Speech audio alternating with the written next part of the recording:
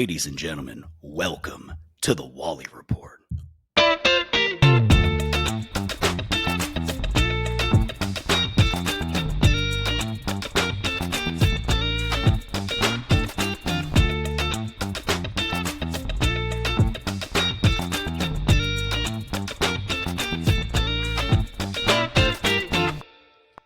Listen, we're back again for another superb episode of the Wally Report. And this time we're joined by a spectacular guest. He's a digital creator, a YouTube sensation, a creator slash host of a groundbreaking new automotive event series. I was lucky enough to know him back in the early days during our time in LA, blasting tunes and causing trouble. Now, of course, he's blown up worldwide and creating a frenzy in the automotive scene. He's insanely talented. He's got the gift of gab. And above all, he's a great fucking dude. So please welcome in Bravo himself, Zach Mertens, a.k.a. Mr. Zachary. How are you, my man? Man, Wally, I love the Bruce Buffer-esque intro. Was that a clean?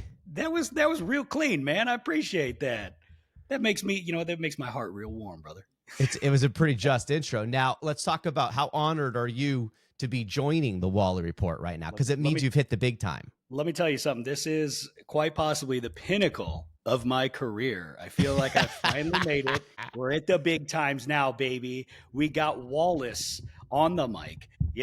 This is good. By the way, I love what you're doing here. I love that you took a big jump, like a leap to do this because, you've always been hilarious, right? Yes. I've always found that you're one of the best talkers that I know because you could talk permanently. Like you don't even need an audience. You'll just keep going, baby. And you know what? That's a gift. You have an actual gift for gab. So I'm stoked that you're doing this, and I feel grateful to be a part of it. Thank you. And you also noticed that I gave you that same accolade during the intro. You're also one of the best gift of gab guys I know, which is probably why we have such good discourse back and forth. Oh yeah, man. Look, it's been a hot minute. I mean, how long have I known you now? I mean, what is 2011, right? I'm thinking 2011. So what, 14 years? God, we're getting old, brother. But let's not talk about that. Yeah. Let's focus on the good, baby. Yeah. So one other big point here that's interesting for the Wally Report listeners is I usually do actors, directors, even comedians, but I've never had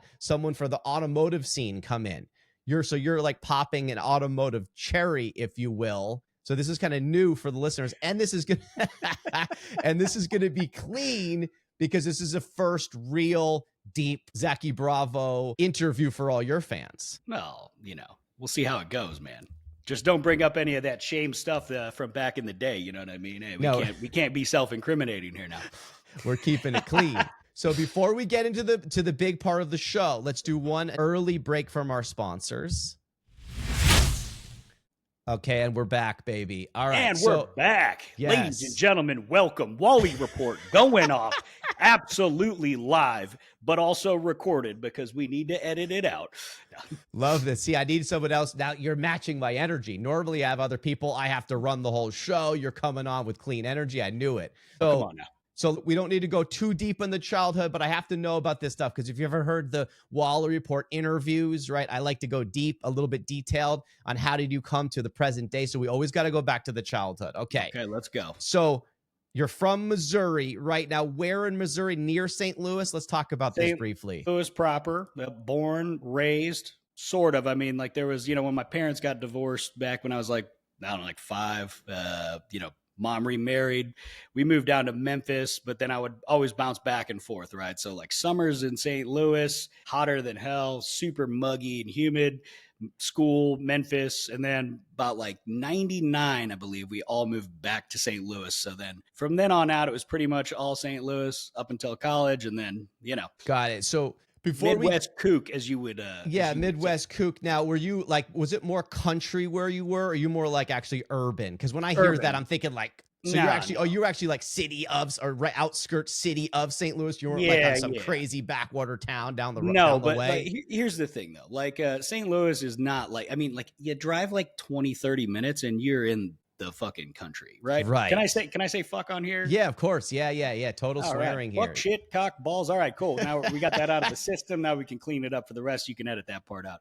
But no, it's like, you know what? You don't have to drive far to get into like cornfields, basically. You know what I mean? Right. Or like just lush greenery and trees and stuff like that. Things you don't see in LA, you know what I'm saying? Yeah. But yeah, man, it was city, but it's a small city. You know what I mean? It's not like there's nothing, I hate to say it, but there's not a whole lot going on there. You know what I mean? Especially for like new ideas, like things like that. That was actually like a big sticking point for me growing up, right? It's actually one of the big reasons why when I came to LA to visit, I remember this one bit really specifically, right? So I was on a party bus and I was just talking to some people about like, spitting some ridiculous idea that I was like, because shit comes to my head, Yeah. and like on this party bus, I'm spitting this game, and then this dude's like, "Oh, that's rad. You know what? I got a cousin that does this. You guys should talk." And it was the first time in my life that I could remember somebody like not just being like, "That's ridiculous. That will never work."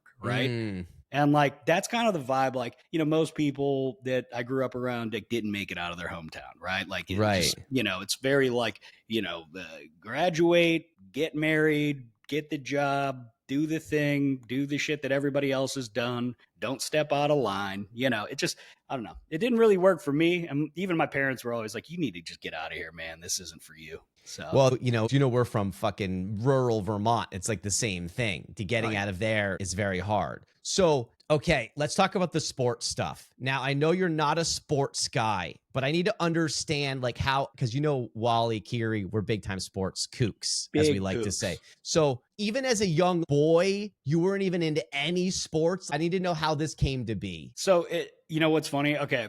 I remember this very vividly. Playing baseball. I'm like 5 or 6 years old, right? I Yeah. hit a fucking grand slam. And I'm Wow. thinking, this is dope, right? Yeah. And then we would go on to basically lose that game because everybody else like missing catches. This is like pee wee baseball, right? Right. Yeah. But Yeah. I remember being so pissed off that like everybody else didn't pull their weight that I was like, fuck team sports, which Wow. That young, you were already thinking that. yeah, Okay. and it just pissed me off that I was like, you know what, I did something so sick here. I don't know. It bummed me out that I could lose because of other people, which, you know what, it's like something you need to experience, but like I didn't take it the right way as a kid. Really, what that should have been is like, hey, how do you build a team up, right? It's something I'm trying to learn to this day. I grew up an only child, didn't Okay. didn't have to rely on other people, didn't have, you know Mm. what I mean? Like just so that always like it pushed me away from team sports, Okay. uh but I really I love human performance, right? I enjoy sports. Like I love watching humans do like insane shit, especially like extreme physical activities, right? Because Yeah. it's sick. I mean, when you see somebody blast off like a deep 4 second 40, right? Like that's dope, Yes. especially when that human is like 250 pounds. You know what I mean? Like that's wild.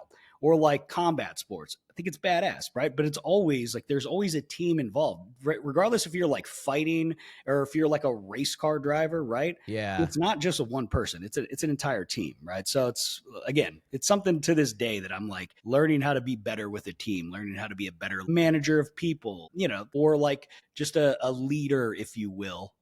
Everybody needs to be a leader, right? Yeah. Even So if you're following, there's something that you're great at that you need to lead the charge on because like inevitably you can pass that knowledge on. You can lift up an entire group of people with. So, okay, but what still strikes me that's a little bit interesting is that so you kind of went away from team sports, but yet you then became a workout guy. So you were Yeah. like fit, you were athletic, but then Yeah. you're like, screw these sports, right? So that was because you cared more about the individual sports stuff. So you were impressed by like the Olympics or something, or like Nah, fighting nah. or like Look, wrestling, but just not standard sports. not really. I mean, honestly, I've always loved motorsports, right? But like Okay. being jacked was something different. But I liked what attracted me to like working out and stuff like that Yeah. was that like, it takes a lot of dedication, right? And it takes a Hmm. lot of extreme focus. And also, there's nothing more challenging than keeping yourself super fit, progressing that way, the eating, and the dedication translates into everything else, right?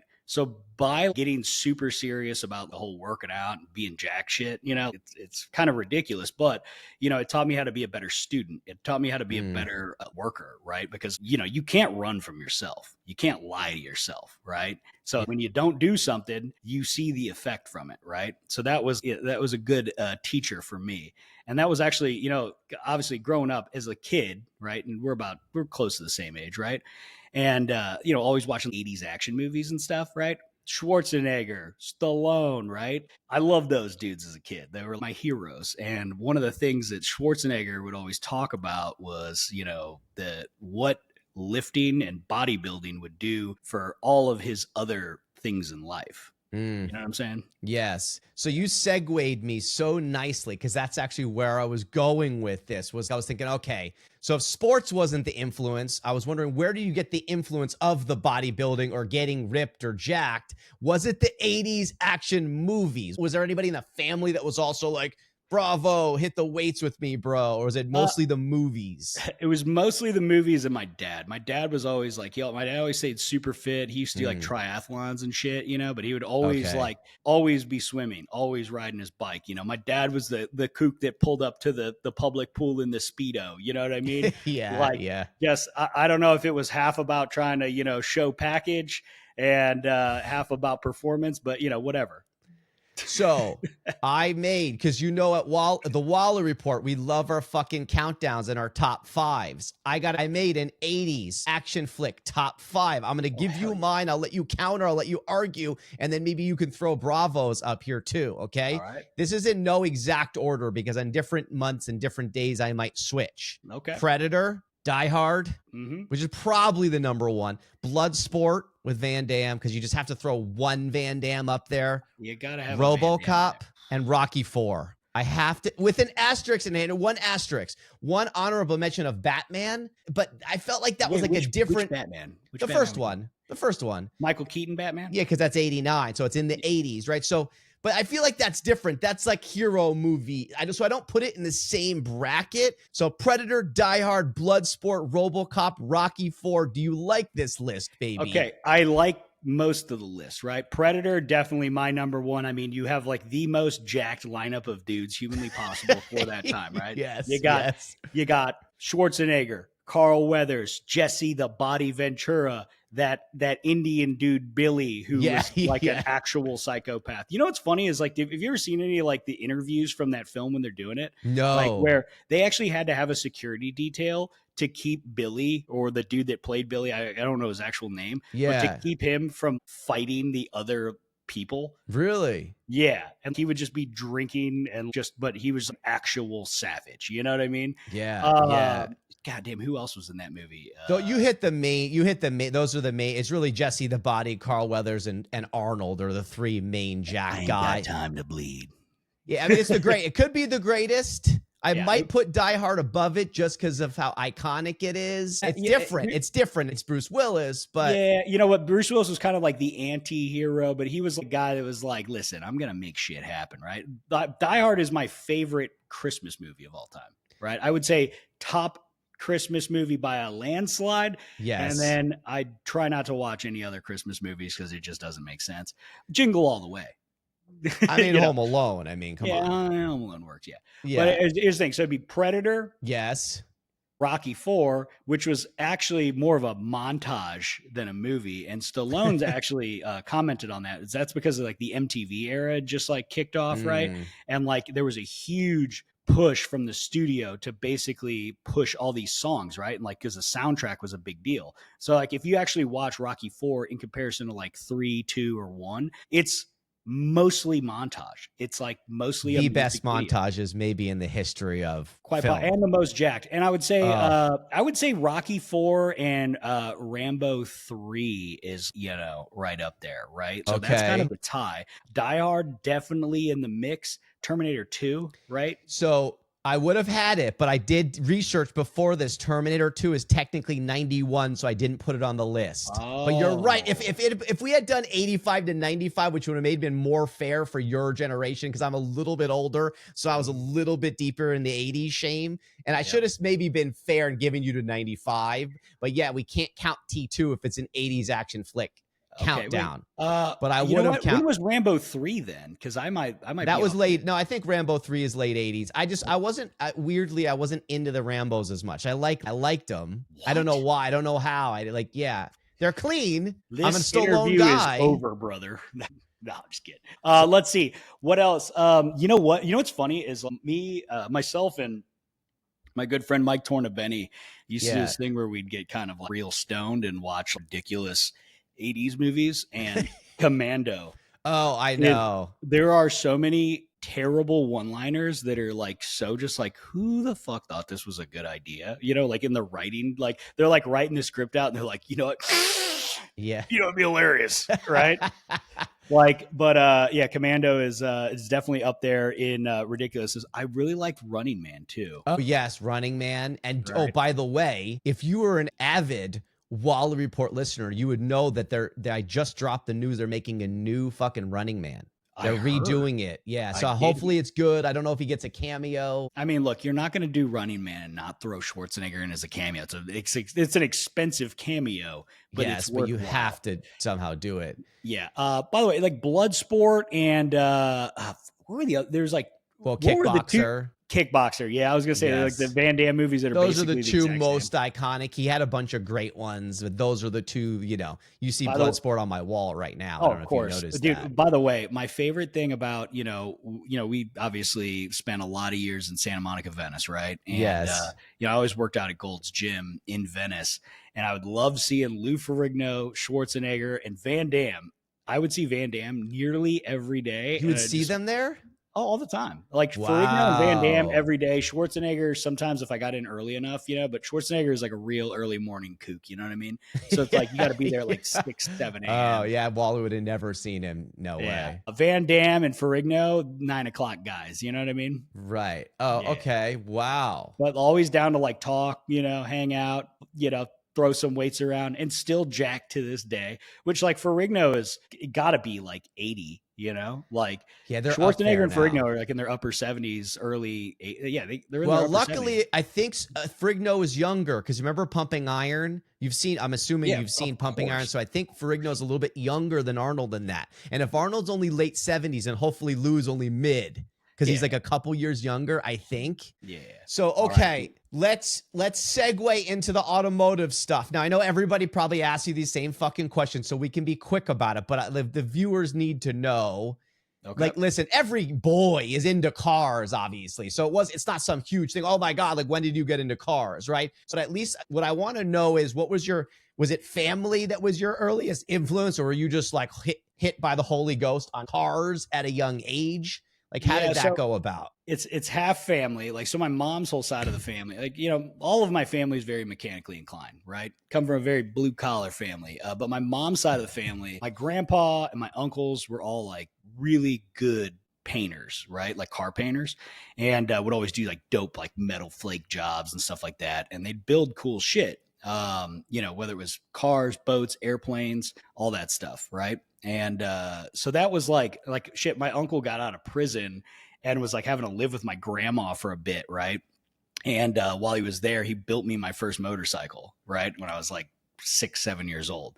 And Wow. he had like a sick flame paint job on it too, it was badass. But like it was kind of a mix between that and then, my dad taking me to like Monster Jam and shit, as a kid.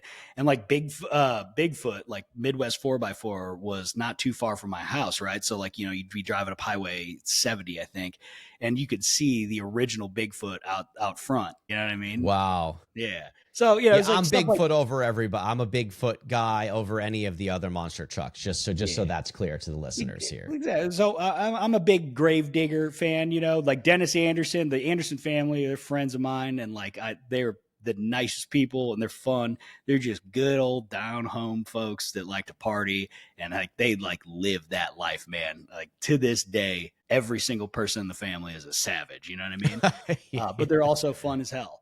And Yeah. so yeah, like stuff like that, like monster trucks or or we had like the nitro boats, right? You know what I mean? Wow. Like the 11,000 horsepower boats, like doing drag stuff. That was really close to my house. Like there's a race that they would do once a year. So you hear them lighting off from like 2 miles away. you know? But like stuff like that, I think that's what really like sparked the interest of like, I like real violent, badass power. You know what I mean? Yeah. And then what I want to talk about is this unbelievable story of how you got your first badass ride. Yeah. Okay. Okay. So I believe you told me, and I'll have a picture. I'm going to pull up a picture a little bit as the story goes along you got a Mustang Cobra 98, right? Yeah. Yeah. How did you afford this vehicle at such a young age? So, all right. When so I told you my parents got divorced when I was pretty early, pretty young, right? And I would spend the summers Yes. with my dad in St. Louis. You know, like my family has like a HVAC business, right? Yes. Yeah. Heating, air Yeah. conditioning, ventilation stuff, right? And you know, so I'd have to go to the shop of my pops. In above the shop, there was this old like apartment that you know they kind of like owned as part of the building. You know, it's like this is downtown St. Louis. You know, it's in a real bad area, but they basically use this apartment as storage, right? And I'd be at the shop and I'd just be playing around, you know. And then one day I kind of stumbled upon this closet that was full of boxes, and I'm like, you know, digging through stuff, you know, being a kid, and I find that every single box in this big closet is filled with porno mags from like, you know, like Hustler, Penthouse, Playboy, Club, you know, like, but it's just boxes of them. So I would help myself to them, you know, like and Yeah. take them, and then I would kind of like I would steal these bags, and then I'd go and sell them at school, right?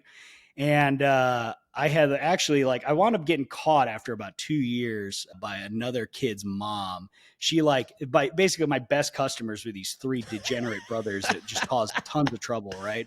But like you know, I come home from school. She's sitting there with my mom on our front porch, right? Like you know, and she's like, I think yeah, she has something to say to you, blah blah blah. And, well, eventually my mom was like, hey, you should give her the money back. And I'm like, okay. So I go upstairs, I break off like 40 bucks and like hand it to the mom, you know, and then she's pissed because she's like, she basically goes home to beat her kids because, you know, A, this is the 90s. Right. And Of B, she's course. like, you Yes. know, she's like, Yes. they don't have $40, you know, because she knows that they've been stealing out of her purse or something, right? Mm. Well, like my mom was pretty impressed by that. She was like, well, like, yeah, you made 40 bucks. And I was like, oh no. So I took my mom up and I showed her my shoebox just packed with cash, right? And I'd made like a little over $4,000, you know, in two That's years. massive coin at that age in the 90s, Oh bro. yeah, yeah. So my mom was like, "Holy shit! I can't believe you made this much money." And I was like, "Yeah." So she invested it for me. She was like, "You can't do this." She's like, "I'm not mad at you, but you cannot keep doing this at all." But she's like, "I'm going to take and invest this money for you." And so by the time I was 16, I had made 17, 18 grand, you know, off that money. And I bought my first car, which was this Mustang Cobra. We used to actually go in me and my dad and then my stepdad, you know, for fun when I was 15, you know, not having anything to do. Basically like that. That's Yeah. way cleaner than mine was. Yeah, I mean, so just because For I like to do reference. some visuals as we go along, so the viewers can see. Was this kind of like the Yeah, I could have '98 actually sent you a Cobra? picture. I have a picture of it somewhere. I could send to you if you want. Yeah, But all good. So something like this, right? yes, yes. And then so we would go and test drive cars, you know. Yeah. My parents would act like, "Oh yeah, you know, like we had money or something, you know," and they were like trying to find a car for me. And back then they would just let you just take the car for a day and we would just go and just do burnouts and stuff and yeah, just beat on cars. But you know, when I drove this Mustang and we're like ripping it around, you know, and in my mind, there's no way I'm getting this car.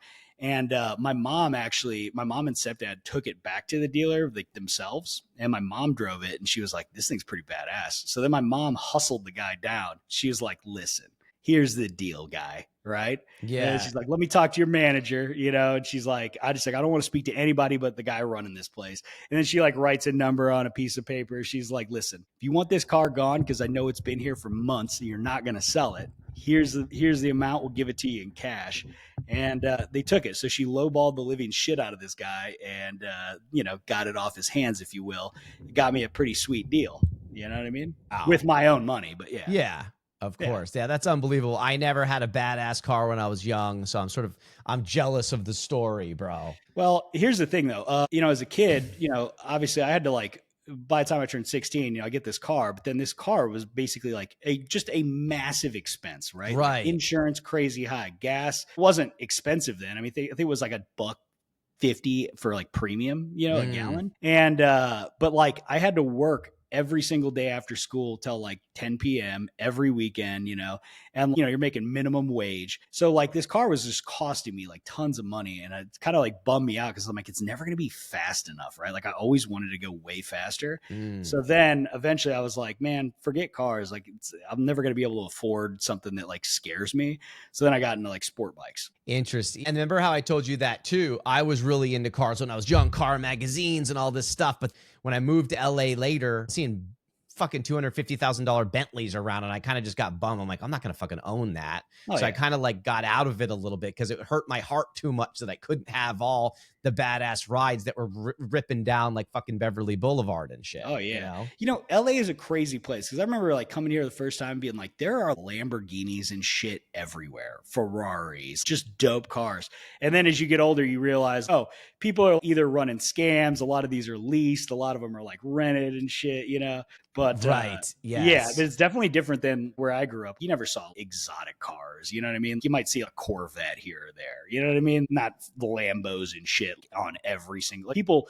Shit, there was somebody that street parked at Testarossa a block away from our place in Santa Monica. Like it was a street parked every single day, just like rotting away. You know what I mean? So speaking of LA, let's transition to the LA years. I know I'm jumping a lot. You've graduated high school, then you were in college for a bit. What was the year? What year did you first hit LA? And then what was the story? Like what brought you there? Why did you say, okay, I've had enough in fucking Missouri. I'm going to head to Los Angeles. How did that come about? Well, I always wanted to like get out of Missouri, right? I just didn't know where I wanted to go. And then as I was about to graduate college, my good friend, our mutual friend, Dylan, RIP, his parents had just like bought a condo out in Long Beach, right? And so he was living in it. And I was like, oh shit, and like when I was in college, I did like a year-long study abroad over in Amsterdam, and a bunch of my friends were from Cal State Long Beach. So I was like, dude, can I come out and visit, hang for a bit? And he's like, yeah, dude, nobody's come to visit me anyway. So like, it'd be awesome if you came out. So I basically booked a trip. And as soon as my last class was done, I just split and came out for 3 weeks, right? And then I'm hanging out, seeing Dylan, seeing my old friends from Amsterdam. And that's where I was on the party bus where I met whatever dude, we're having that stupid conversation. And I was like, this is where I need to be. Like something resonated about this place that I just like, I can't shake it. Still to this day, right? Like there's just something magical about the energy out here, if you will. Right. Even though it's like, yeah, it's kind of ridiculous the amount we have to pay to live out here, right? Like you get taxed out the ass on everything, but like there is something really special about this place. And so like once I came out and I was like, this is where I want to be, but I also didn't have any money, so I went home for like a year, worked my ass off, saved every dollar, right? Moved back in with my parents, and then eventually I got a call from Dylan's mom. She was like, hey, do you really want to move out to LA? And I was like, yeah, I would love to. I just can't afford it. And she's like, well, I think Dylan could really use a friend out here. So how about this? Why don't you move out? You can live at our place. You guys can move into they had bought like 2 condos, right? And there was one that had like 2 bedrooms, 2 baths, real nice place. You remember Dylan's place over in Long Beach in West Ocean, right? So she's like, you can live there for a few months until you guys find your own place. So I was like, fuck yeah. So I literally just quit my job and moved out with like 2 suitcases and shipped my motorcycle out. And then we were here. And it's funny that you bring up, because I always, coming from Vermont too, you had a little bit more action in St. Louis. Where Kiri and I are from is the fucking woods. I don't know if you know how country we're from. Have we ever told you about it? We had 1 paved road, bro. Get out of here. Literally, like I lived in like farm and like fields. We're full country. You think Vermont is like these ritzy like ski town, but it's mostly just fucking woods and farms and like mountains and maple syrup and shit. So okay. I had the same thing where I visited LA like when I was 18, 19, and I was just like, holy shit, I got hit too. Like, get me the hell out there. And you would see it in movies, you know what I mean? We're famous 80s, 90s movies. And I knew I wanted a different life. I wanted to get out where the action was, where the magic was. And also, it's fucking paradise weather. Now, yes, you came from a warm weather state somewhat. I know it gets cold there too, but it's humid, right? Like it's all fucked up. Whereas in LA or where we are, it's like it can be 80 and you can still walk around and enjoy because it's not as humid. You can Look, enjoy man, you yourself. can the best part about living in Southern California is any day of the year you just roll outside in a t-shirt and be like, yeah, this is perfect. This is exactly what weather should be like. You know what I mean? It's unbelievable, like right? it's so comfortable. It's like it shouldn't even be this comfortable. You know what I mean? But it's a great place. Unfortunately, it's really expensive. Well, you know what I mean? my line is you have to pay for paradise. Yes. That's the sad thing. But why I wanted to bring this up is because when you're from somewhere else, you understand why it's so amazing, right? Because we both came from these other parts of the fucking world and then you migrate. So I would probably never, I mean, everybody has a price, but if I ever left again, it would be a very, very hefty price tag. Yes. I don't like, here's the one thing I will say, not to go on a whole tangent here. I don't love the fire situation though, bro. That's the one thing against us now. Cause I used to say there's no other place you can live, bro, than SoCal. But the fire thing is like, what the fuck? Yeah, man. Well, I don't know. That whole thing is wild. That's not just. No. But, hey, it's part of like nature here, right? Like, well, wildfires, like if you look at any of the plant life, especially like in a lot of the hilly regions, like that's how they reproduce, right? Like that's when the fires happen. That's when like the seeds drop and it fertilizes the ground and all that shit. Okay. Like the natives have known that for eons. You know what I mean? It's just part of the cycle. So, okay, I'm a big year guy. I like to follow chronology. So just from my mind here, what was the years that Bravo first hit LA? 2011? What are we talking moved out here 2011. I first Okay. came out in 2009, and I moved out here February 15th, 2011. Remember that very specifically. It was a day after Valentine's Day, and I'd broke up with my girlfriend. I was like, I got things to do with my life. You know what I mean? Okay. But yeah, February 15th, 2011. And then we moved to Santa Monica, I want to say that July, something like that. It was like right in the summertime. So it was like perfect time to come to Santa Monica. You know what I mean? Yes. Oh yeah. That's the best. Used to be absolutely cranking. And, we were looking for an apartment for so long, the Santa Monica sleaze where they like, basically they have an apartment go up and they take like, it's like, oh, it's a $50 fee to like, do your background check, but really they've already got it sold, but they're just running it. And we had been getting screwed for months looking for a place.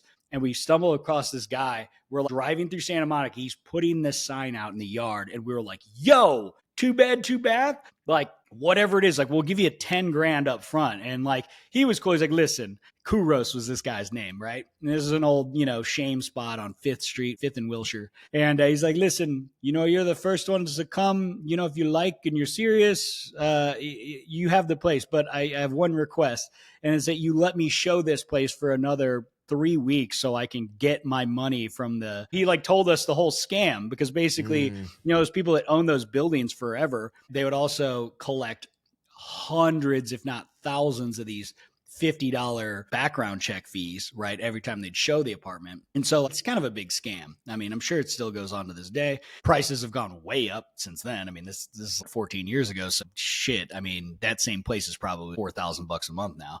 And it's probably never been renovated too. But it was a good time to live there, man. I love that place. So before we get into the most important story of where we cross paths, let me just take one quick commercial break here.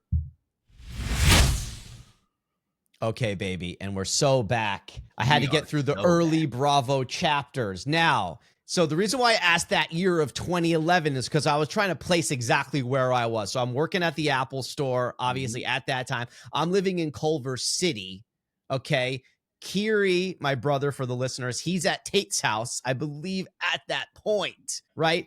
I then meet Dylan, your roommate, because we work together. And then so it must have been right at probably around the late 2011, early 2012 era, as I'm guessing. Definitely right? Late 2011s when we all met, because like, Dylan had just started at the Apple store there. That's where you guys met. And then, right. I guess you guys started getting into like music stuff, and you're like, oh, my brother runs this blog, Stop Breathe Bump. Exactly. And so him and Dylan were like big electronic dance music sleaze kind of guys. And then we all started like going out and hitting the clubs and stuff and partying together. Yeah, that was a hot era, because so I didn't go to Orange County until 2013. So you still had Prime Wally from Oh, late 2011 to I didn't move until mid 20. So it was like a good 2-year chunk oh that yeah. we were probably all mobbing. Now, I will say I was already a little older, so I probably didn't hang out with you as much. You were with Kiri and Dylan because you guys were younger and causing havoc. And I Yeah. would probably already be like, oh no, I'm trying to quit, bro. But then I would still probably show up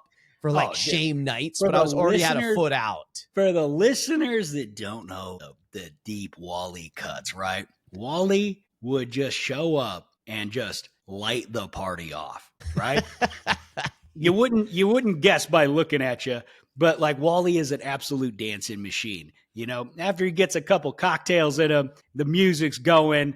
Wally is starting the party, making everybody get down. It used to be, I know that we're Yes, uh, we're yes. aging out here a little bit, but yeah, man, good times. You would always like make sure everybody was like at peak maximum Yeah, I was pissed. fun. We would start hammering tunes, right? And then I'd Mm-hmm. be pissed if people were just talking outside. I'd be like, what are you talking about? The fucking new Holy Ghost is on, which we're going to get into in a second. The music that I Yeah. blessed you with, right? And I would get in people's faces like, what could you be talking about now outside? Like, let's get on the dance floor, Let's baby. get in the mix, baby. This is pre-Instagram. This is social media taking a huge boom. So, people were still like, you could interact with people in the club. You know what I mean? Yeah, it was a great time to be alive. So I want to ask, it must have been, and I know your fans don't know you as Bravo, right? Yeah. But that's what my brother and I predominantly still even call you. I think I even had you as Bravo in my phone for Yeah. half of my life, right? Was it just one of the random,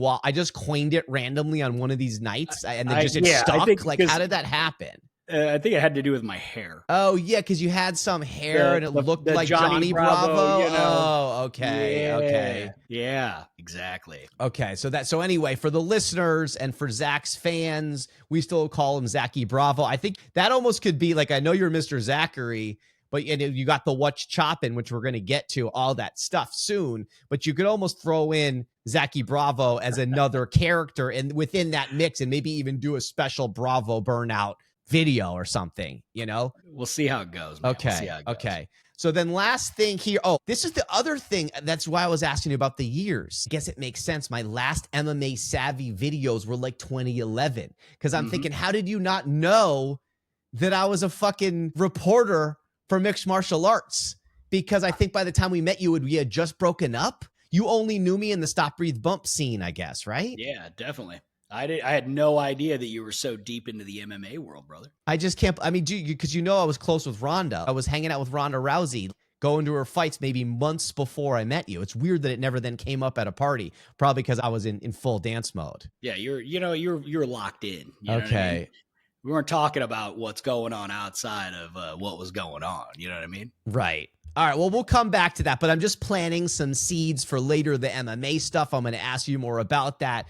But what I really want to get to is back to the Zachy story. Okay. Yeah. Let's get to NAR PM, baby. Okay. So Okay. I think you had said it's like a 2014, 2015 situation. So you're in LA mobbing out as a personal trainer. Cause I remember you're always fit. You're always jacked. You're always like biking around with no shirt in Venice. I remember being like, Bravo's fucking jacked. I was a little bit pissed because I used to be fit back in my day, but I wasn't as big as you and I was pissed about it. And then, so anyway, how do you segue from personal trainer, Bravo, to NAR PM situation? It all stems back to a psychedelic ceremony that I had with some people in Topanga Canyon.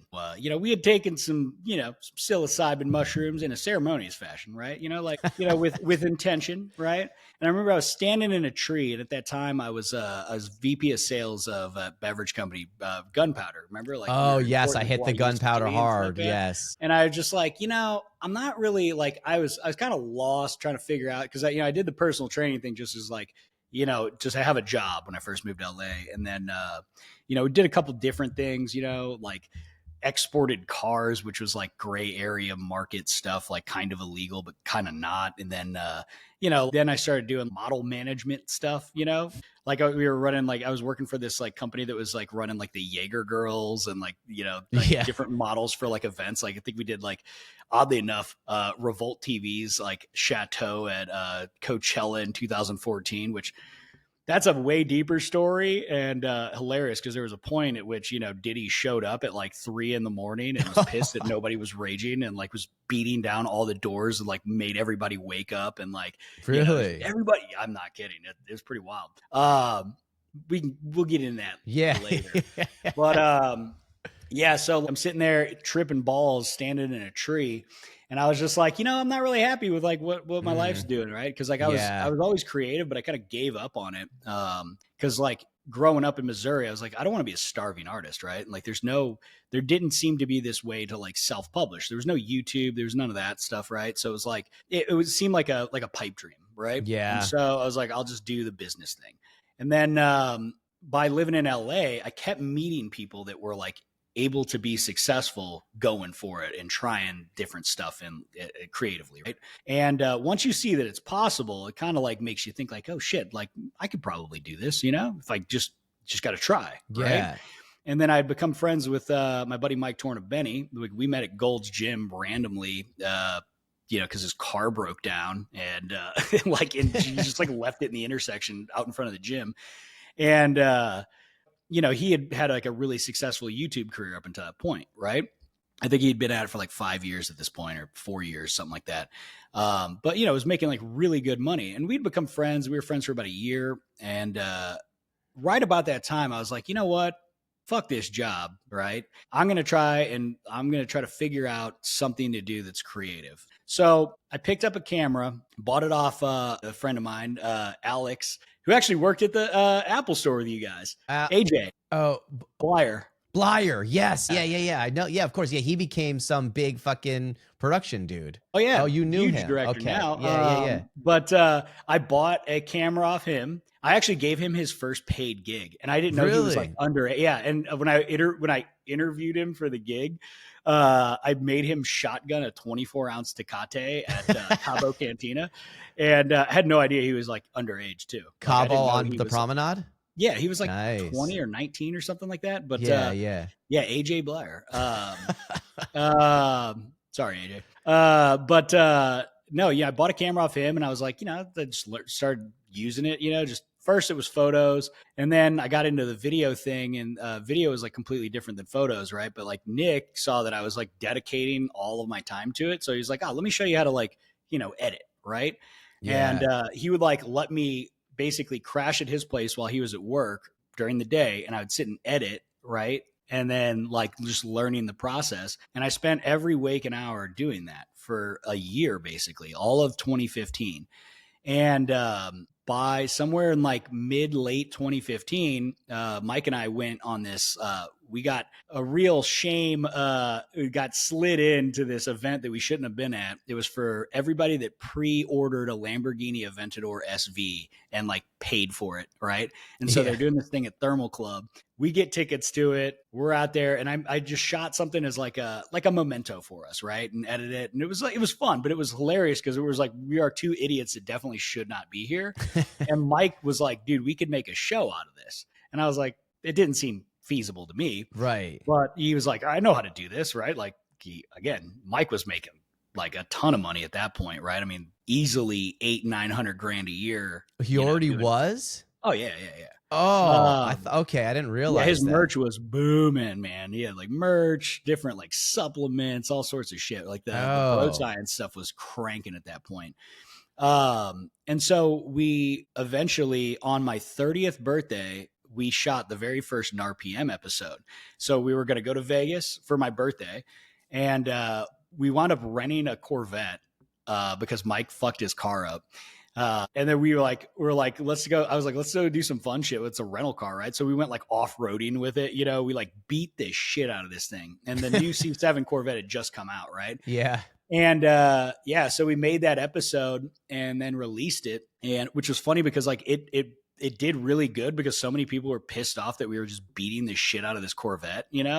Like so many people were offended by it for some reason. Oh shit! When you And posted the video, yeah, he actually wound up taking it down because like Mike had never had a video where people were like offended by the content.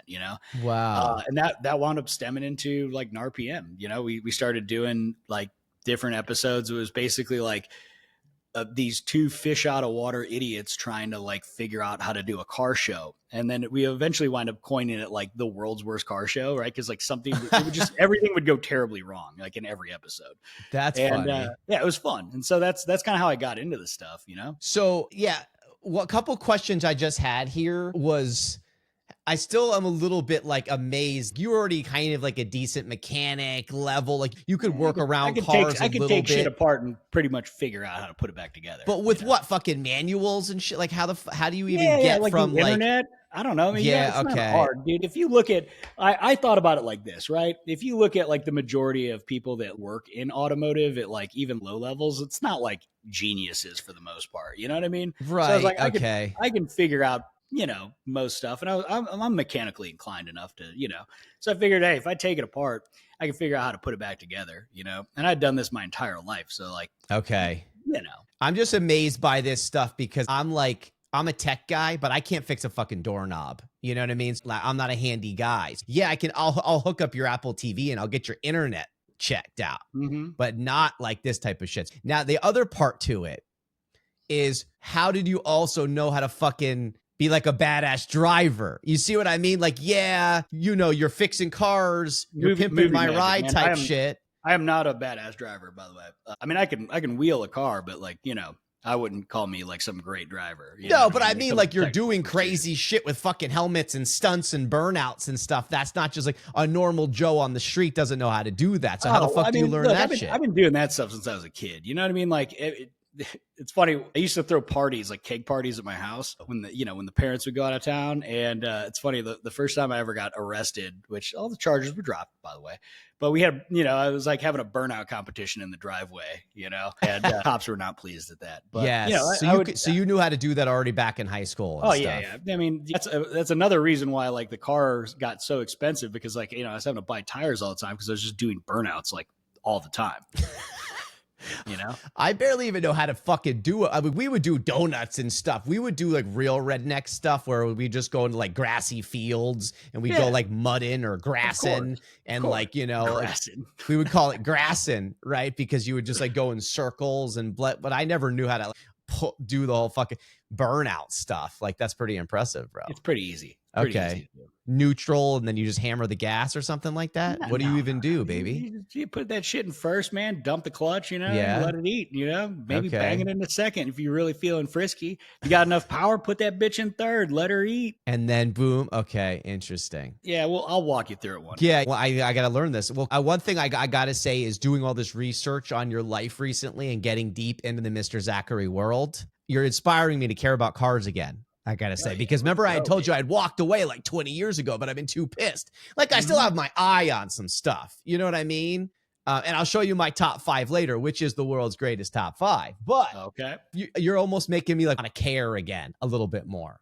Okay, we got the NARPM. So you do that from 2014, 2015 era. You're blowing up on YouTube somewhat. You're probably getting, you know, a bunch of fucking views on there, right? I want to know now the segue to the Hoonigan era, which is an automotive media giant, I guess you would kind of say. We're talking like 2017 to 2023, right? Mm-hmm. How do you go from NARPM to Hoonigan? Let's get that. Yeah. We wound up going and filming with the Hoonigan guys really early on before they started doing daily content. At that point, they were only doing the Gymkhana films, but they had gotten they just moved into their Long Beach location.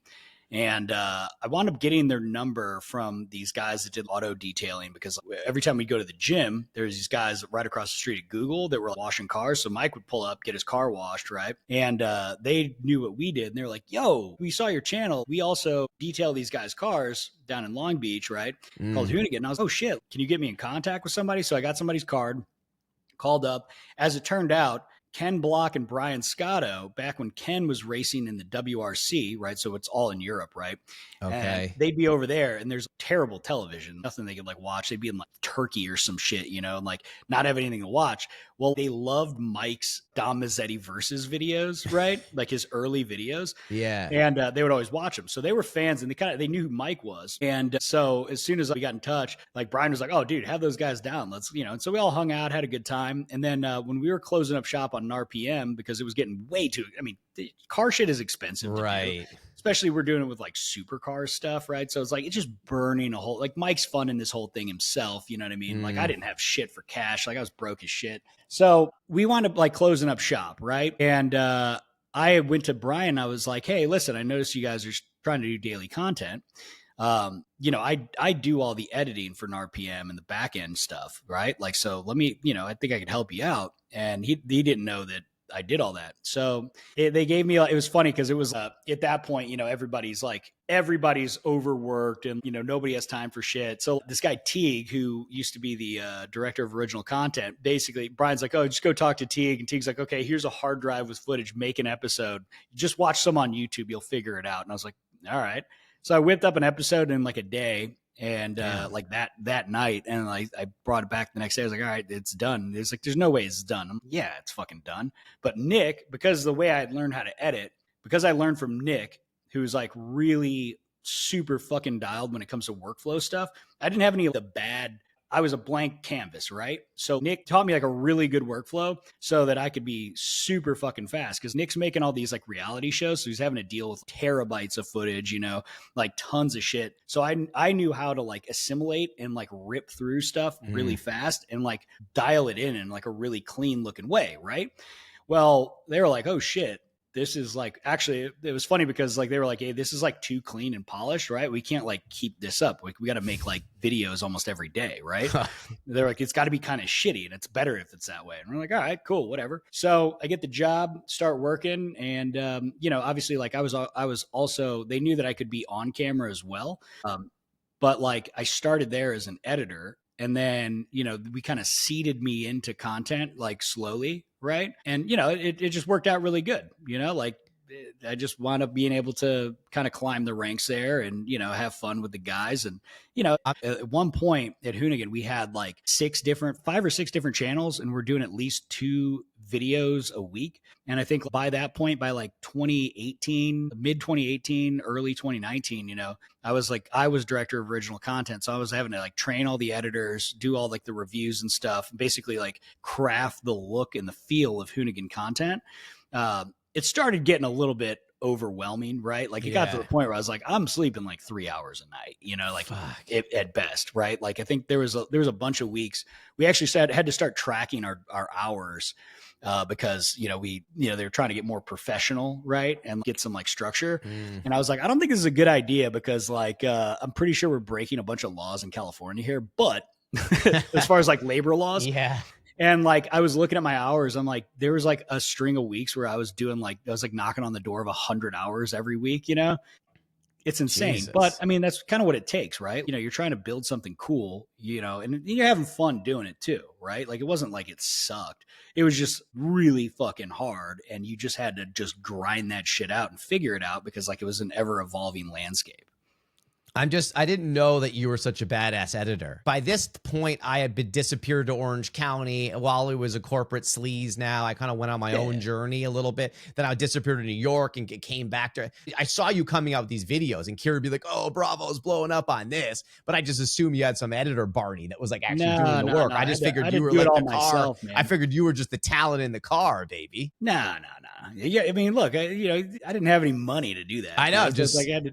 Yeah, I mean, I'm just very impressed because I had buddies that used to edit, and I could just, I mean, now I know a little bit. I'm behind this Wally Report shame, but I'm not like a premiere guy, We'll get you there, man. Okay, so let's talk about Ken Block a little bit because I was doing some research, right? Because you had mentioned DC, and I realized, oh shit, he was a co-founder at DC earlier. Then he forms Hoonigan because he was like, I guess, a co-founder of Hoonigan, I'm assuming, right? And I even checked out, dude. I saw the fucking video of him in that supercar on that crazy road in China. And I was thinking, so that's how nuts do you have to be? Too, and that was with the Hoona truck that Detroit Speed built for us, which was really well put together. But unfortunately, Ford forced the whole use of the EcoBoost V6 in it when it was supposed to be a V8 truck.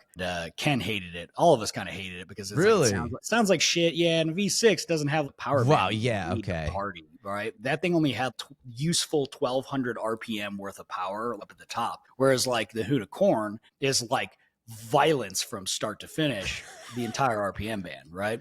But yeah, man, like ClimbCon 2, that was it was a pretty wild ride, Like I wasn't able to actually go and shoot that one and be on that shoot because like I was back at the shop basically Yeah. trying to run all the daily content stuff. But yeah, like real wild times. And then also during that, you moved to Salt Lake at some point, right? Yes, I moved up to 'Cause- Park City. Yeah, so Ken and I basically starting in 2018, 2019, we had re-kicked off Ken's channel, like his personal channel, right? So it was another one of our, like I said, we had like 6 channels going at the same time. Yeah. It was like daily transmission, like the Hoonigan main channel, Hoonigan bonus channel, Ken block channel. There was like the build channel, the garage channel or some shit like that, like a bunch of stuff. But so I was kind of like, I was heading up Ken's channel, like kind of making sure like, thumbnails, back end, this is kind of sorted out. And I would go up and film with Ken and co-host stuff with him. Right. Cause Ken really didn't like he didn't want to fucking talk. He just wanted to drive shit and have a good time. So he's like, oh, well, we got along pretty well. So he's like, Zach can come up, and like he'll just do his bullshit talking and stuff, and also I'd help like direct things and set up shots, and it was good. Ken had asked me a couple times, so like he's like, hey, would you consider moving up to Utah? And I definitely didn't want to do it because like I don't like cold weather, right? And in 2020, I was up there filming with him, and we had like a string of like 3 shoots that we were going to do in like a week. We had like a whole team up there and stuff. And he's like, hey, you should move up here, man. And I was kind of thinking about it. And that night I got home, and that was the night all the riots broke out for the George Floyd shit. Oh, yeah. Right. Yeah. Right. And I'm looking online and I'm seeing all this stuff going down in LA. And I was like, damn, maybe it's time to get out. So I just decided, I was like, fuck it, I'll move to Utah. They don't have any rules or anything. There's no COVID huge stuff, houses, good deals. Yeah. And it worked out really good. And then I spent, a year and a half, 2 years basically up there working directly under Ken. It was it was awesome, right? It was the hardest thing I've ever done in my life, right? But it's like getting a straight up PhD in marketing, right? Like, which, I would love to be able to apply all of those things that I've learned. Is just like,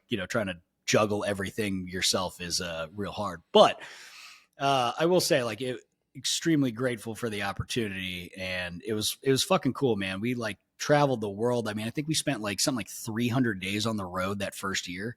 Jesus. And we went all over the place, which was rad too, because it was like during COVID. There's like nobody on planes, nobody in airports. We went fucking everywhere, man. Like especially going to Europe too, and like racing in Europe, which was hilarious because like going into the airport and we were trying to go through customs in actually in Amsterdam at Schiphol Airport, and they're like, why are you fucking here? Like, how do you think you can like come into this country? And we had like a letter from like the Ministry of Sport, from like, all this like super official shit. And they're like, okay, I guess you can be here.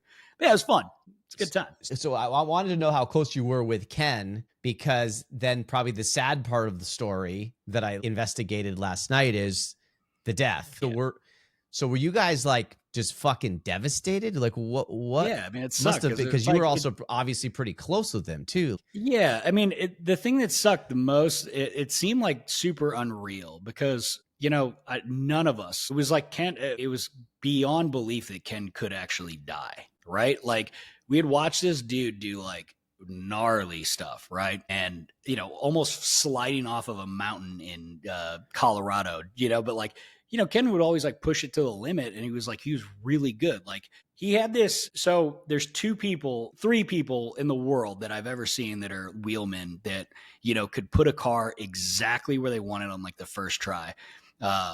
Ken Block. And then for a truck, I would say BJ Baldwin, right? Yeah. Those are like top 2 guys where it's like, they could just like kind of like eyeball something and like, yeah, I got this, and then just absolutely launch it into something. And you're like, how the fuck did they make that thing fit, right? Wow. Or like not crash.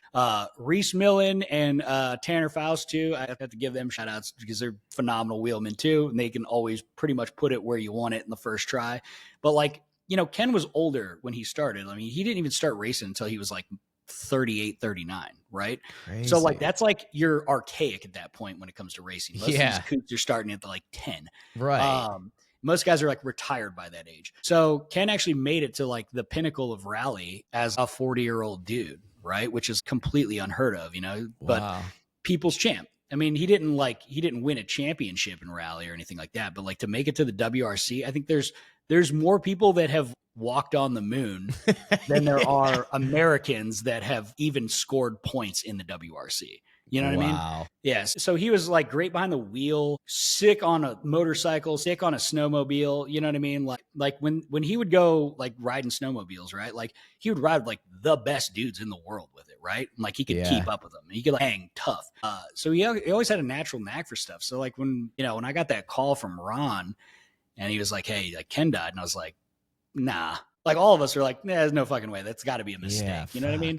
Fuck. And it was just a weird freak accident. You know, I don't know like the full logistics behind how it happened, but like it's just a freak accident. But it fucking sucks, man. Like, Yeah. because I mean that's our like he mentored this shit out of us, regardless of his methods of it, right? Which were like, I'm not saying it was like ruthless or anything like that, but like Ken always would see like he could see the value in somebody and the skill set that you might have that you don't even know you have, right? He was really Yeah. good at that. And that was one of the things during his memorial, like talking to a bunch of different guys, like, and I'm talking like serious people that have achieved like some wild stuff, but there was a ton of people there that Ken gave him their shot, right? Mm. And they didn't even know that they'd, like it was just Ken's like, oh yeah, you come do this. You come work for me. You'll do this. And they're like, what the fuck? I mean, that's how it was with me. He was like, yeah, be my director of marketing. I'm like, I've never had a fucking marketing job. He's like, yeah, you figure it out. You got this. Oh, He could see that in people. And I was just very grateful to be there and grateful that he would like take me under his wing like that. You know what I mean? totally. Yeah. Okay. So before we transition to the current Mr. Zachary era, we've come nicely there to the crescendo of the episode. Let's take one last little break from our sponsors. And we're back, ladies and gentlemen. Welcome back to the Wally Report. We're here, sleaze and heavy. That's really good, dude. I almost need to record that soundbite. Hey, I got you, man. Listen, like 300 grand, you could use my name. No, I'm just kidding. Okay. I got you. We'll do it for free, So baby. It's Wally. we'll flip it to a real positive, energetic, amazing ending here to the story. Not ending, but current status. We're only an hour and 12 minutes deep, Wally. We got 3 more hours to go, baby. Yeah, We're well, going the distance today. It's Sunday. We got the day off, okay? We're fucking going for it, baby. yes. So, hoonigan to Mr. Zachary. Okay, Yes, let's just talk about this transition. Give me the details, baby. So, okay, right around 2020, Hoonigan sells to Wheel Pros, and it's all good. Then Ken passes away in early 22, and then the vultures kind of started circling, right? We started seeing a lot of things that just didn't make sense from the business perspective of Hoonigan, and there was a lot of things that were being eroded away from like the brand tone, right? And like the things that would make this thing cool. And so by the end of 23, all of us kind of like OG members decided that, we wanted to part ways with the brand because it just wasn't ever going to be the same. And we weren't going to have that kind of like creative control that we needed to have in order to make that brand do what it was supposed to do. Right. End of 23, all of us kind of decide, we're splitting. Then I had a little bit of a lag because I was working out some contract things, but we got it worked out. And then I decided it's like, fuck it. I want to keep doing the YouTube thing. I've never done it for myself. I've always done it with like other people or other brands. So I was like, fuck it. Let's go for it. Let's try it out. I wish I would have taken a more strategic approach to it because I know the strategy. I just didn't follow it myself, which is okay, right? We're figuring it out still. Yeah. But, wanted to dive in, wanted to continue doing the fun stuff. I'd saved up a bunch of money. So I was like, I can at least give myself some runway. So this is like, I've done this before. I've quit everything and just gone for it. So fuck it. I don't have like kids right now. It's like, let's just try it. Let's one more time, see if we can like pull this off.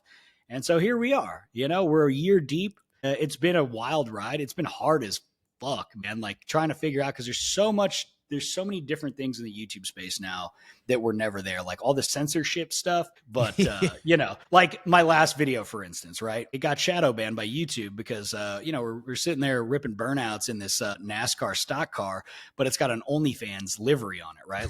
Yeah. OnlyFans being a sponsor, they have the branding on the car. Well, Yeah. I learned the hard way that if you have OnlyFans branding inside of a video and they can see it, the AI like stuff that they use will pick that up, and it basically will not promote your video whatsoever. So like, whereas normally I'll get like 90% of my views from browse features or suggested videos, right? So it's like stuff that pops up in your sidebar. Yeah. This video, it's like less than 5%. And the only people that saw it were like people that are subscribed to me that get notifications, right? So like Right. it's basically like the video doesn't exist. And like that's like shit you got to work around with this stuff, man. And actually it sucks really hard because it definitely like hinders creativity. I think all censorship is the enemy of creativity because you can't be organic, right? You can't be real with it.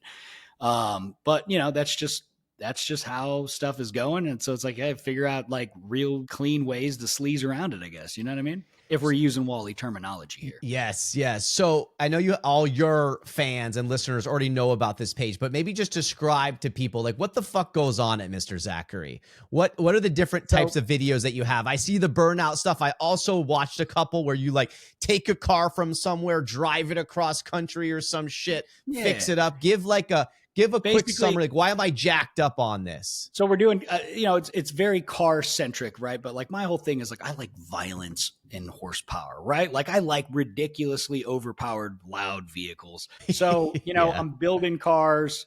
We're doing road trips and stuff to go and like do fun stuff with other creators, you know, and usually pretty wild stuff like, you know, going up to Utah, for instance, to go like rip my friend Chris Pulvorti's 1,000 horsepower trophy truck, or like, you know, going and getting to drive other people's ridiculous cars. I actually got to drive a childhood dream car of mine thanks to the homies over at Warehouse. I got to drive a Lamborghini Diablo SV, right? Like Wow. that video didn't do well, which is shocking to me because I thought it was actually really good. And it was like so fun. It was the most I've ever smiled driving a car because it was like the inner child in me is so Yes. fucking stoked, right? Good times though, right? So we're just doing different automotive experiences. I'm building stupid stuff mostly to just destroy and having a good time doing it, you know? And then, of course, we Yeah. got Burnout Wars, right? Like, I don't do a ton of stuff on my channel with Burnout Wars. Burnout Wars is a traveling circus, essentially. But we go all over the nation. We do our live event series, and it's a professional burnout competition where you know you build the car. Usually, you know, if you're in the pro circuit with this, you got like 1,000 plus horsepower. You got to pop both tires. It's just pure carnage from start to finish. It's a good time, but that show has become pretty successful, and we actually just picked up NASCAR to basically do our show at some NASCAR events. So we got the first Wow. one coming up next month in Atlanta. So that's at the Quaker State 400. That'll be fun. That's on the 26th and 27th of June. So we got 2 days of shows. We're doing 3 shows a day. That'll be fun. We got some heavy hitters coming out too. So speaking of burnout wars, I just want to ask about this because this was on my hot topic list as well. Okay. Are you the co-creator of this new event series? What's Yes. your exact position within Burnout Wars? So I have two business partners in that, Zach and Lacey, and then also Corey Hosford. And that stemmed from, so we were doing a live show at Hoonigan that we called the Burnyard, right? Mm. And which was kind of similar, but it's like it wasn't so professional. It was just like anybody could come out, just like rip it and have a good time. It was a big party, right? But it was all based around just ripping sick fucking burnouts, right? Yeah, yeah.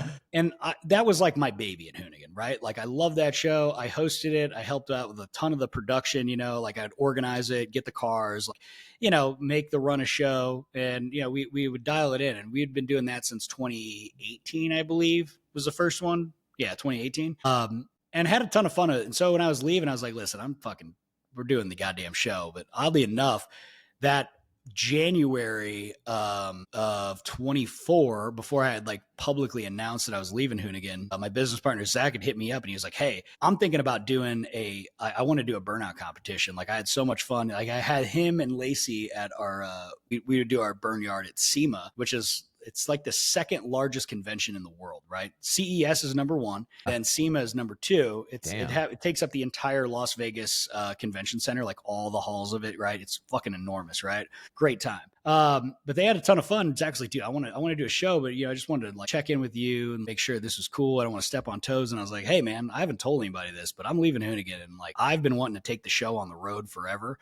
So I was like, if you're down for this, like if you want to partner on this, like let's go for it and let's fucking send it. And we did. In the first year, we did 5 shows. Every one of them crushed. It was awesome, and we were able to, you know, prove kind of like we were able to build a really good team. Like we have a Yeah. killer team, and like everybody rides with us, and like, everybody works their fucking ass off. Like it's a ton of work. Right. But like, we got the team dialed. We were able to provide for our sponsors and stuff really well, and everybody saw the value in it. So we were able to re-up on all the shows that we did last year. And then we picked up, like, Oklahoma was rad, man. Yeah. It's just, you could do whatever the hell you want. We had pyro and shit, Yeah. So this year, this is now the second year we're doing it. And it has been kicking fucking ass, right? And it's so much fun to do. And it's cool because we're essentially building a sport, One of the things that I wanted to do, and I told Zach this from the jump, I was like, listen, the one problem I have with the way we did it with Hoonigan was like, people weren't getting paid to come. They weren't winning anything. They were just coming and just destroying their cars for clout, right? Well, I like how Australia was doing it, where it's like people were building these phenomenal cars to come and compete in these burnout competitions, right? It's been going on there for like 30 years, and it's a huge thing. Wow. And I'd gone over to Australia a bunch of times to like do little co-hosting things at some of these events and stuff. And I was like, it's badass. And like, the quality of the cars is awesome, and the quality of the driving's insane. So like, I want to build that here in the States, but I want to give people something that they can like really like get behind and they could make a living off of.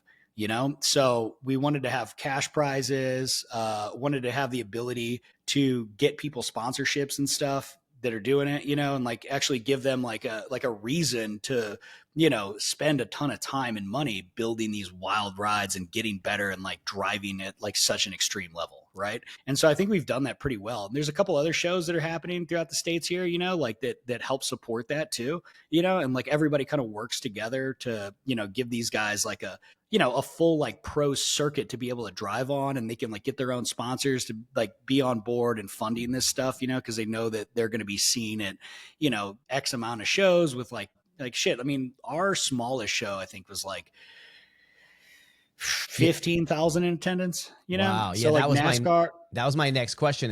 What are the crowds like already? Usually it's upwards of 15 to like, LS Fest East will be 44,000. Damn. And NASCAR is like 100, and it's over. They've already sold 110,000 tickets. Wow. So that's a big ass event. Jesus Christ. So this is So I mean, it's huge, and like it's wild to see stands packed out like 2 hours before the show even starts, right? Because people are trying to get a good seat, and it's like just crowded around, standing room only stuff, where it's just like 12 rows of people deep. You know what I mean? Like, to the point where it's like there really can't be many more people because you just can't see anything, right? But it's fun. It's a good time, and I love doing it. Like, it's fun to do. It's wild. It's really easy to understand, and you know what? It is just like nonstop extreme. Yeah, and so I see your point too. It almost could be like its own sport that you're starting, like a monster truck series or something like that. That's the right? whole goal of this, and people have been now, like, this year we've got like 4 or 5 new cars that were built to compete, just to compete in the shows, and it's like, it's wild to see, because like, this is not like bullshit cars. Like, these are people probably dumping upwards of like well over $100,000 to like build something so extreme to just do burnouts. Just insane. Yes. I mean, I'm in the process of doing it right now myself. It's such a pain in the ass. It's like so expensive to like, you have to, like, because there's so many parts.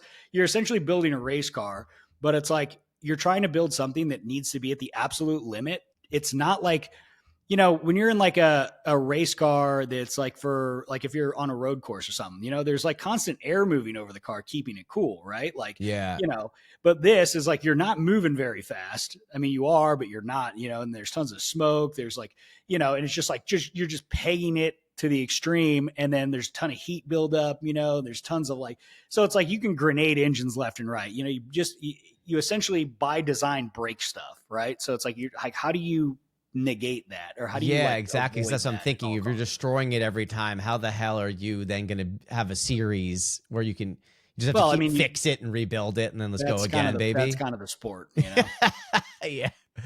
Yeah, I mean, you're slowly getting me into it. I'm gonna start having to pop off on some more of these videos, baby. You got to come by my shop sometime, man.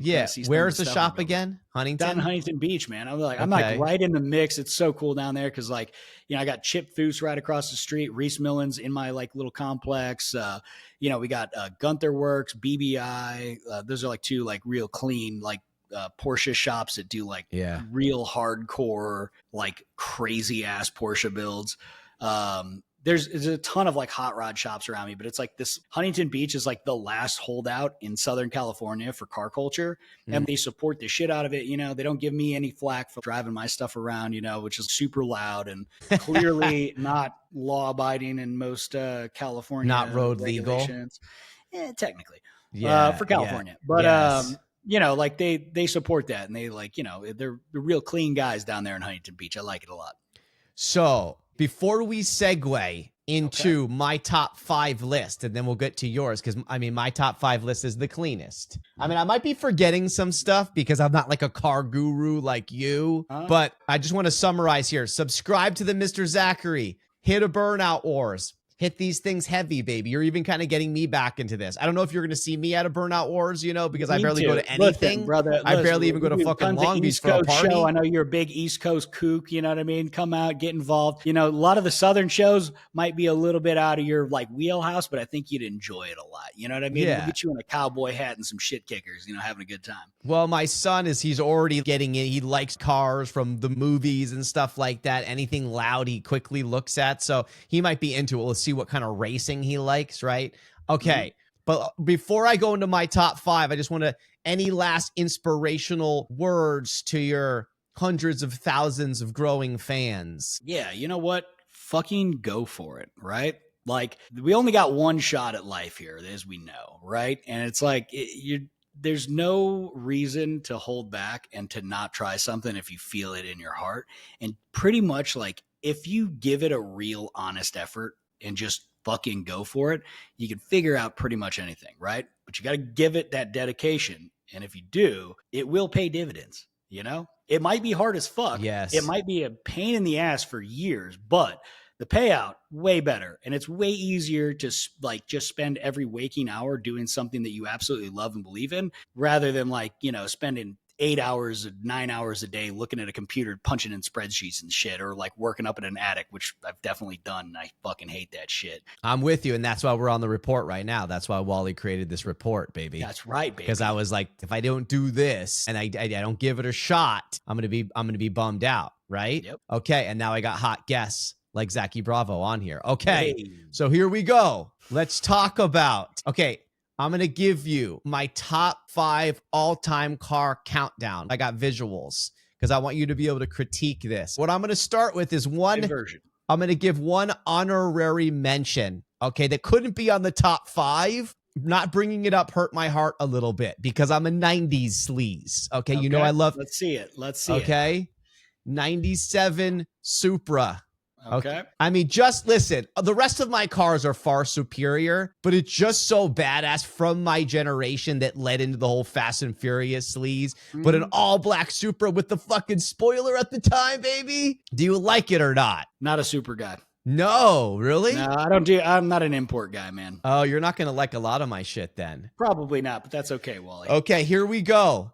Okay, number 5 car of all time, 1999 BMW 8 Series. Okay, because of that shark front, baby, you can't beat it. It's cleaner than any other series. I was pissed in 2000 when they got rid of it. I think they brought it back, but it just doesn't look the same. I know you just said you're not an import guy, but come on, bro. You're not giving it up for this? Hey, I mean, look, it's cool. That's the beauty of cars is like, what, maybe the stuff that some people, I don't have to like everything. Cars are just inherently cool. And the beauty of it is they bring all sorts of people together. Doesn't matter where you're from, what language you speak. If you're into cars, you got something you can relate to somebody with. So hey, I respect it. I mean, I like the shape of those. Yeah, I'm not gonna hate on it. It's not necessarily my thing. BMWs, most German stuff, a little overcomplicated for no reason, but that's okay. Okay, all right. But you would still catch yourself in that. You like older stuff, right? Bravo, I like older you would stuff, cruise mostly in classic American stuff. But all right, fine. If I'm going if I'm going 90s German sleeves, I'm going SL 500, right? I'm going full cocaine. Yeah, that like yeah, exactly. That's not as clean. But I mean, those are just okay. So number 4 car of all time, '69 Mustang. It's good car. It's good shape. You can't beat it, right? I mean, I don't know if I have the year perfect. Like it could be 68, it could be 70, but I looked last night when I was doing my research and I felt like this was an amazing sweet spot. I mean, at least I'm talking your language now. It's American muscle of maybe the best years. Do you like this? Yeah, I definitely can get with it. Would this be on an all? Well, I'll wait for your list. Wait for my list. Okay, you're not going to love this next one either. Number 3 of all time, 86 Porsche 944 Turbo, baby. Let's go. Look how clean that is. You're not feeling this? Nah, that's definitely not a top 5 car, man. Especially if you're going to do a Porsche, man, you got way better options. But it was something to do with this shape. It's different than that normal 9. I don't love the 911 look. I'm not a 911 guy. I mean, yeah, I would take one, but I'm saying this had some more badass, like Knight Rider era look to it. Okay. Gotcha. You're dissing it. Fine. All right. Number 2 of all time, 69 Bronco, black big tires. You gotta love a classic Bronco, Although I'm more of a K5 guy, but Okay, so I'm not really getting great responses from you, but I mean, look at these tires, look at this frame. Of course, I would need it redone though, because I can't do real old cars. I would need those also drive like absolute shit, especially when you got any power to them. Like, they are so sketchy. I'm a looks guy though, because I'm not like you behind the wheel on all this shit. So I'm mostly going looks. I mean, look, it's like I said, classic Bronco. It's a beautiful shape to a vehicle. Right? All right, fine. I can't hate on it. Like, I do like it. Just saying. Okay. And the number 1 car of all time. And let's see it, buddy. Let's see. All right. I mean, it's just a done deal that you have to give. It's the 84 308 from Magnum PI. You can't fuck with it. It's unbeatable. It could be definitely beatable, especially in the Ferrari lineup. But I will say, I fuck with the Magnum PI. All right, because then I even have this last image. Look at this. I mean, come on. Listen, I probably, if I went back through like 80s to early 90s Testarossas, I'm sure I would maybe toot a different horn. But because of the iconic nature of Magnum PI, I had to throw it up. I did a bunch of research last night. He first had a 79 in season 1, and then I think they gave him an 81. And then the last couple years, they gave him an 84. So I had to just put the newest one on here. It's very clean. Uh-huh. Okay, but I feel like you're very underwhelmed by my list. So it's just not for me. But hey, it's all right. Hey, all right. So okay. Give me your list. I'll stop sharing here. Maybe you don't have a full top 5. I know I'm putting you like. I don't really have a top 5, but I can tell you like some of my favorite cars of all time by like shape and performance. Right? Yes. So one of my favorite vehicles of all time, which I'm not really a Ford guy. Yeah. Right? But I will say a GT40 Mark II or 3. Yes. Clean car, a lot of awesome history there. Ford went above and beyond and spent a metric fuck ton of money to just make something to try to beat Ferrari. Oh yeah, from the Ford, not to cut you off, from the Ford first Ferrari movie. Yes, I know that car. That's clean. It wouldn't be on a top 5 list, but yeah, continue. Sorry. Beautiful cars though, really like wild, and they just look timelessly cool and badass. Then if we're gonna get into other stuff, big fan of if we're going like race cars, like the iconic C5R Corvette. Which was the very last thing raced by both Dale Earnhardt Sr. and Jr. They ran it at Daytona very shortly before the Daytona 500, where Dale Sr. passed away. Yeah, got second place in that car. There's just like I always love that. I'm looking at it right now. It looks pretty clean. It's a little too race car for me, but sure. Yeah. Now, I will say that so in the top 5 list of like actual street cars, Pratt and Miller, who did the design and, like they built those C5Rs, they built a C6 RS, right? So it's a C6 base using a 500-inch SR blocked V8 and just like a super extreme version of a naturally aspirated, Corvette. Okay, that's pretty clean.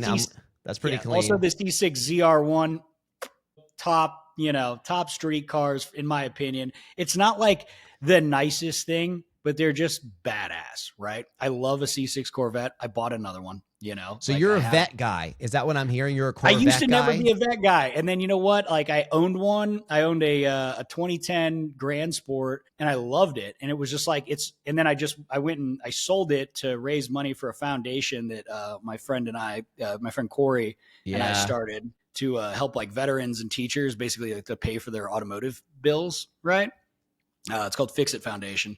But I sold my Corvette so I could raise money for pay for all the legal stuff, right? Which is like it's really expensive, especially now because like they're going through everything with a fine tooth comb, right? And we're not like shame people. We're like trying to actually help people out. Yeah, yeah. But so I sold that, and then I wound up like I just missed it so bad that I wound up like finding a C6 Z06 online for like really cheap in Florida, and that's what I did that whole series about, like just fucking buying one and then driving it back across the country. It's a great car, especially like doing road trips. It's big, it's roomy, it's stupid fast, right? Like, yeah.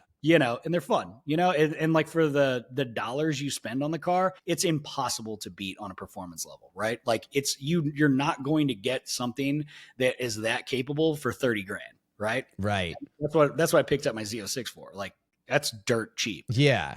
Yes. So that's a lot of car for a little bit of money. So yeah, I love C6 Corvettes, the ZR1 and then the C6 RS. Dope. Right. Okay. So now getting into some other stuff. So I have to go, K5 Blazer, but not like the square bodies I love. Chevy Blazer, right? We're talking about? Yeah. So I am a big fan, especially actually, I would say a GMC Jimmy from 1970. Yeah. Beautiful shape, timeless classic. Okay, I'm looking at this K5 Blazer. That's clean. Oh yeah, all right. This is clean. I'll give you this. And so, but I like the GMC had I like the grill a little bit better in those from the GMC like Jimmy 68 to 72, right? But I love square bodies, right? I've built 2 of them, and so these are clean. Here's my one critique on these. These look a little too like I'm a badass country guy versus me with my Bronco. I'm a badass surf town guy. These look a little bit too much like I just left the farm on Oklahoma and I'm badass. You know what I mean? Wally's a little too of a city slicker for this. Because they are badass. I know. All right. Anyway, sorry. I'm just messing with you. Sorry. Go. Also in that top 5, this is in no particular order, by the way. A 1969 Chevelle. Okay. Yes. One of the greatest shapes of all time. And then, oddly enough, I have to have like a Bandit era Trans Am. Like, there's just something so fucking cool about those. From the factory, terribly poor performing vehicle. Handles like shit. They're slow by that point because all the smog stuff, EPA stuff that was happening. But like, as far as like the shape of a car, they look so sick. Right. And like the fire chicken on the hood, Yeah. That would be clean. I like those old Trans Ams for sure. Pretty sick. And then if we are going to get into import stuff, I don't do Japanese stuff. It's just never really like done it for me. But like I will say the Ferrari F40, hard to beat, pretty badass car. Mm-hmm. An Enzo also really sick, especially the Enzo FXX. Yeah. Okay, I like it. And then if we're going German stuff, if we're going Porsche, we're going flat nose. We're going the slant nose, cocaine cowboys. You know what I'm saying? Yes. Like that's the Porsche for me, and they just look so sick, And I think that like the having the slant nose with the pop up headlights, I felt like it just like it worked way better for the Porsche. I don't really like the soft edges on them, but the slant nose is where it's at. All right, this is a clean list. This is a clean list. You fit some really good ones. Yeah. I need enough. We got to get the Wally Report blowing up so that I can start getting some of these cars, baby. Yeah, exactly. You know what? We need speedboats, though. That's what we're talking about. You like the speed? I like offshore boats. I don't know why. It's a complete waste of money, but like there is something so badass about just like a 40-foot, 3,000 plus horsepower boat that like serves no purpose other than to get like strippers on, Yeah, I'm sure it'd be fun to be on one, but it doesn't lure me in as much as cars. I don't care about the boat community. Really, there's something so sick when you're doing like 120 plus in a boat. It feels terrifying. Yeah, I don't think I want that, baby. It just whoa, Okay, just money burning, baby. That's just the sound of cash just being exhausted. You know what I mean? Yes, that is the sound equivalent of just blowing stacks of hundreds. Okay, so final couple while I have you here. So since I do MMA shows and since I do TV shows, those are the normal Wally Report specialty. While I have you here, I got to get your opinion on a couple quick things and then we'll end. I want to get your favorite fighter list. Okay, I'm going to give you mine really quickly to get your mind working for inspiration. Okay. Okay, Wally top 5: Randy Couture, Andrei Arlovsky, Matt Hughes, Conor McGregor, Chuck Liddell. GSP as an asterisk, but he can't be on Why? my all-time list Why is GSP an asterisk? because I was a Hughes guy. GSP dethroned Hughes and then pissed me off. So I wasn't a huge GSP guy for a while because I hold grudges in the fight. I get pissed. Then later I grew to love him. You see what I mean? But I can't put him on a Wally top 5. Do you like my list? I like a lot of your list. What would you throw I will on say, your favorites? Okay, Randy and Chuck, like some of my top guys, man, I like their battles were fucking iconic. And I always thought it was badass because, I'm a violence guy, right? Yes, I like yes. banging. I like blood sport, right? And I always thought it was badass that Randy would stand and bang with Chuck, even though Randy is a world-class wrestler. Right. Right. And the fact that he would stand up and just throw, that's sick. Also, I'd say old school Anderson Silva, pretty wild, right? Yes. Yeah. Not like later Anderson, but Yeah, when Anderson fucked everyone up, and it was almost untouchable. I was just pissed because I was a Rich Franklin guy. He dethroned Franklin, so same thing. I was angry with him for a while. Then he kind of showboated a little bit too much, but he's like, he's a top 10 guy for me for sure. Continue. Yeah. Sorry.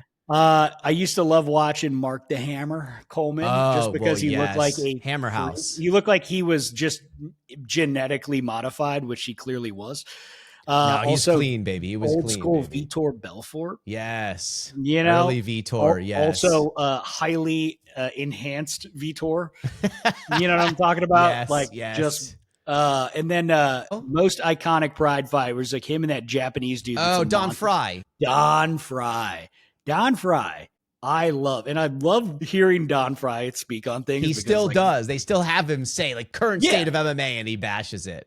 Don Fry clearly doesn't give a fuck. You know what I mean? And I feel like he would still get in a bar fight if he needed to. You know what I mean? Yes. Or just wanted to. Don Fry is a real American hero. You know what I'm saying? But also, I got to give it, I think that the most important fights for the UFC had to be dude, Chuck and Randy banging. Yes. Did so much for the UFC and as a big turning point. Because I remember watching, early VHS UFC, right? Mm-hmm. Very different sport, yes. Right? Looks like they were pulling dudes out of a fucking bar to just hey man, you want to fight some dudes, I can't imagine fighting 3 dudes in a night or 4. But yeah, I think dude, Randy and Chuck, and then I think Conor McGregor was super important for the UFC too. And I like Conor a lot, and I love that he is just a fucking pure psychopath, but also stands on business. Yes. Now, would love to see him fight again. Who knows if that's going to happen sometime, I don't think it will, sadly. Now he's too rich and he's older now, and the risk of loss is bigger to his legacy than it's worth fighting. Because what's Dana going to give him $20 million and he's already worth hundreds of millions? What does he care? Yeah. So I would like to see him run for the Parliament Irish, or whatever. yeah, the fuck. Yeah, he might. I feel like that would be hilarious. Yes. If he, because I feel like he'd probably win. Like your boy Jesse the Body, for going full circle to our original discussion. Okay. Oh, yeah. Final discussion here, since I have you, and just in case my TV show people are listening to this special Bravo interview. Okay. Top shows all time. I'll give you my list again for inspiration. Or do you want to go? Let me go. Oh, okay. Sorry. Well, I just thought I was helping you out to make, because I'm putting you on the spot. You don't need to grease me on this, baby. Okay. I'm fucking ready. Dude, top 5 shows, man. We got to give it to The Wire. Okay. Not on my list. Fuck, what's another really good one that I've been watching? Oh, you know what? I think you probably don't like it as much, but I love Landman. But also Goliath I thought was really good. But just season 1. I can't really. Season 1 was immaculate. Every other one was weird. Season 4, maybe. Yeah. I did love Entourage. Okay. Because Entourage was going on as I was about, it's and then it went into me moving to LA, and it was cool to see and to actually see those people out at bars and stuff, back. You remember when Hollywood, you could go to a bar or club, you'd see famous people there, but they didn't mind being there because nobody was snapping pictures on phones and shit. Yes. You'd be shaming, just with the sleaze of the industry, right? And it was a good time. So Wire, Sopranos, Entourage. I mean, fuck. I hate to say it, but later in life, after it was basically over, I got into Game of Thrones. Okay. No, Thrones is on my list. You got to plow Thrones. Yeah, it was good shit. Eastbound and Down. Okay. You know, Yes. Danny McBride and what is his production company? Rough House. Like Yeah. they've done some really good stuff. And Yes. Righteous Are you Gemstones, up man, on they went out with Gemstones? Gemstones went out with a bang. Like I feel like they really pulled it together in season 4. Like season 3 started getting kind of like, oh, are I'm we pissed fading about here? season 4, but it ended okay. But At least the ending was like yeah, stellar. I'm a You know? season 1-2 purist, but I was okay. I still watched it. Yeah, gotcha. And then I have to say, you know what? Didn't they make a show on The Gentleman? Yeah, but I didn't really. It was a little too over the top, Guy Ritchie, and I bailed after about episode 2. But Wally's Mayor of critical. Kingstown. I'm a critical prick. Oh yeah, and we all know this, Wally. Look, Mayor of Kingstown, most stressful show to watch because like it's just like how the fuck I want to have a heart attack watching the show because it's like how is this guy like he just never gets ahead? It's just like just problem after problem after problem after problem. Should I You go know? back to that? I watched 1 and bailed because I was underwhelmed. I keep hearing that people like it, and it's like season 3 or some shit. Should I watch this? You should watch through it. Okay, all right. It gets hard. It gets hardcore. There's more. Yes, there's of obviously course. more great shows. But yeah, let me get your Okay, five so now. this is my top 9 of all time shows.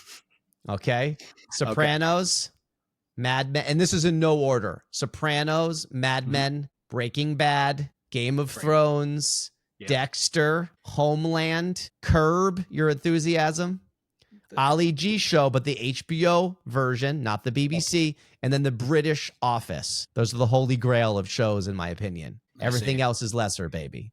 But you Also, I do want to. We gotta give a shout out to Top Gear, like OG Top Gear, not OG, but like Clarkson, Mays, you know, and Richard Hammond. Yeah. That era of Top Gear, pretty choice. I did. It was funny that you bring that up. Going back to cars, is I did watch their show that was on Amazon a couple years ago. That was like the newer Top Gear, like Grand Tour. The Grand Tour. That was clean. I watched it. It was almost a little bit too much when they're getting silly and crazy with their side shit. But I did like all the car talk. Yeah, I did. Good stuff. Yeah. Okay, baby. Yeah, that was clean. So, how you feeling, bro? Was this a great time? You feeling? It was a good time, Wally. Of course, man. You know, I'm glad we get to spend a little time together. It's been a long time, man. Yes. But you know what? It was good taking this trip down memory lane. Yes. It's too bad we can't talk about any of the, the incriminating things, but you know what? We'll leave those to die with memories. Yeah, maybe later we'll do a part 2 and we'll do the real story of what happened in the stuff we can't talk about live because of our careers here. Okay, so with that, thank you for listening to the Wally Report, the world's hottest podcast. Please subscribe, follow, comment, like, share, and blast. We're on Spotify. We're on Apple Podcasts. We're on YouTube. We're blasting hard on the talk. And we're heavy on the grab at The Wally Report. And now we're taking over YouTube as well. The new hottest place for TWR and MMA savvy content is on YouTube, baby, right? That is at The Wally Report. We've been posting amazing video clips from our episodes on our social channels, so don't miss out. And please make sure to comment on Spotify, Instagram, TikTok, YouTube. We love the comments and interactions with the fans. So with that, we're going to jam out to the tune one last time.